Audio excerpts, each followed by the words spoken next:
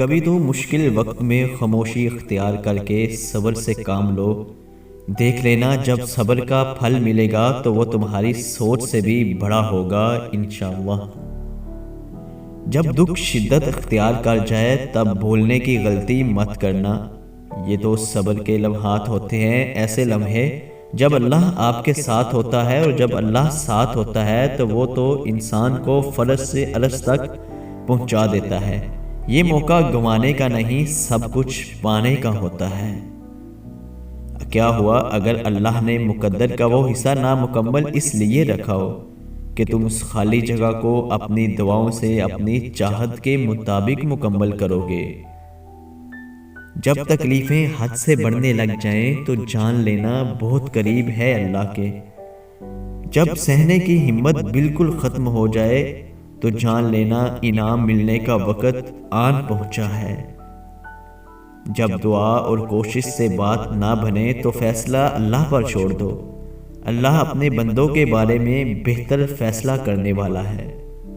جتنا مرضی بھاگ لیں، جتنا مرضی ہاتھ پاؤں مار لیں، مگر کسی نے کس کو کہاں، کب اور کیسے ملنا ہے، یہ فیصلے کہیں اور ہی ہوتے ہیں۔ ماضی ہمیشہ رہنے کے لیے نہیں ہوتا۔ آپ کی جتنی بھی غلطیاں یا ماضی کی تکلیفیں ہیں وہ آپ کو کچھ سکھانے ہی آئی تھیں، اب بس وہ ختم ہو گئی ہیں۔ وہ جو ایک حکم سے چاند کو 2 ٹکڑے میں تقسیم کر کے اسے اس کی جگہ سے سرکا سکتا ہے، اس رب کے لیے تمہاری ان خاک سے بنی ہاتھ کی لکیروں کو بدلنا بھلا کیا مشکل؟ جس کے ایک اشارے پہ مچھلی اس کے بندے کو زندہ ساحل پر نگل دے، وہ کیسے پھر تمہیں اس اذیت کے سمندر میں ڈوبنے دے سکتا ہے؟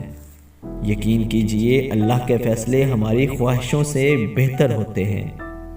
وہ رب جو تم سے سب سے زیادہ پیار کرتا ہے، وہ جو تمہیں صبر دیتا ہے، تمہیں ہمت دیتا ہے، تمہیں تہجد میں اٹھنے کی توفیق دیتا ہے، تو تم نے کیسے سوچ لیا وہ تمہارے صبر کو شکر میں نہیں بدل سکتا؟ وہ آسمانوں اور زمین کا پیدا کرنے والا ہے، اور جس بات کا وہ فیصلہ کرتا ہے اس کے لیے بس یہ حکم ہوتا ہے کہ ہو جا، اور وہ ہو جاتی ہے۔ اور پھر جس کے دل میں تڑپ ہوتی ہے، جو صبر والا ہوتا ہے، توکل والا ہوتا ہے، وہ امید نہیں چھوڑتا، وہ مسلسل یقین سے مانگتا رہتا ہے، روتا ہے پر کبھی نا امید نہیں ہوتا۔